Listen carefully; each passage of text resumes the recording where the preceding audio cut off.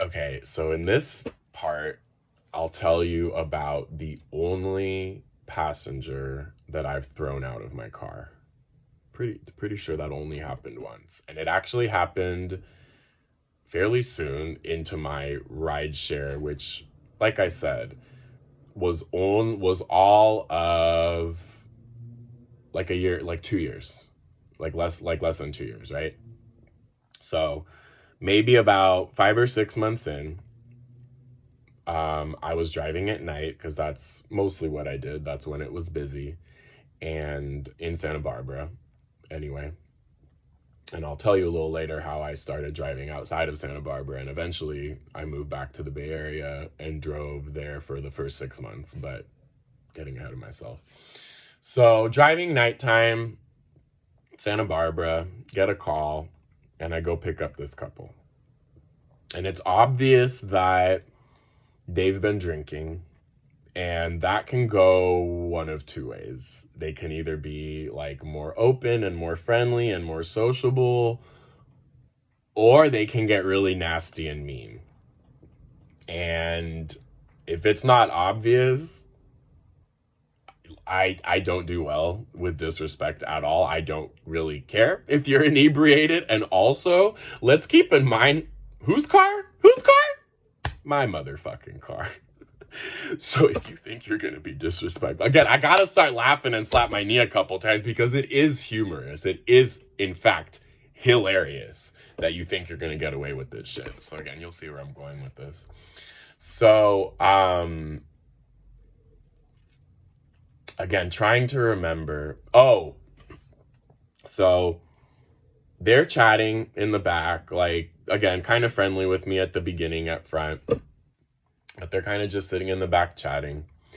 And I was driving and I didn't take a turn that they liked me to have turned. So, side note, there is in-app navigation, right? That's how anybody is able to do this, because there's Google Maps right there inside the app.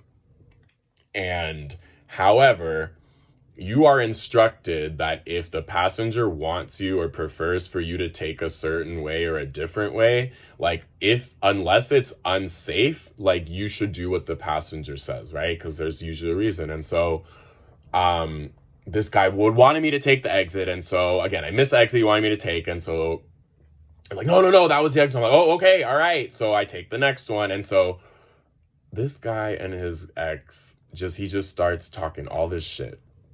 And he starts saying like, man, he's like these dumbass drivers. And I forget how it came up, but he had his license suspended. And I think he even said that, like, as part of his talking shit, just openly, thinking I'm just gonna sit there and tolerate it, but just, again, openly talking. He's like, I got my license suspended and I can drive better than this guy.